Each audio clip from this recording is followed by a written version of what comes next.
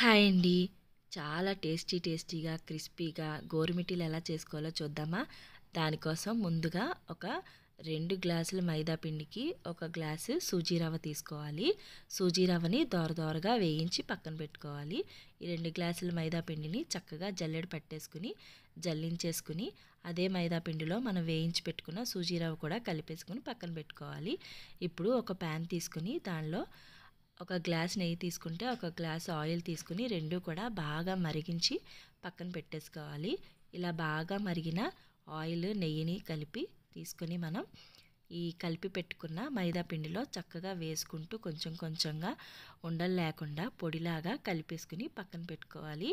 ఇప్పుడు దానిలో కొంచెం సాల్ట్, అలాగే బేకింగ్ సోడా, బేకింగ్ పౌడరు, కొద్దిగా వాటర్ పోసుకుంటూ వీడియోలో చూపిస్తున్నట్టుగా చక్కగా గట్టి ముద్దలాగా మనం చపాతీ పిండిలాగా ఎక్కడా గడ్డలు లేకుండా కలిపి ఒక 10 నిమిషాలు మూత పెట్టి పక్కన పెట్టుకోవాలి. 10 నిమిషాల తర్వాత కొంచెం పిండి ముద్దను తీసుకుని ఇలా వీడియోలో చూపిస్తున్నట్టుగా మనం రౌండ్గా అలాగే కొంచెం బాల్స్ చేసుకుని పక్కన పెట్టుకోవాలి. చూసారు కదా, ఇలా చిన్న చిన్న ముద్దలుగా తీసి పక్కన పెట్టుకొని మనకి చేతితో చేసుకోవడం గోరుమిటీలు కష్టంగా ఉంటే ఇలా ఒక దువ్వెన తీసుకొని ఆ దువ్వెనకి మనం తీసుకున్న పిండి ముద్దని ఇలా చేతితో ఒక వేలితో నెమ్మదిగా నొక్కుతూ గోరుమిటీలు షేప్ వచ్చేలాగా మనం చేసి పక్కన పెట్టుకోవాలి.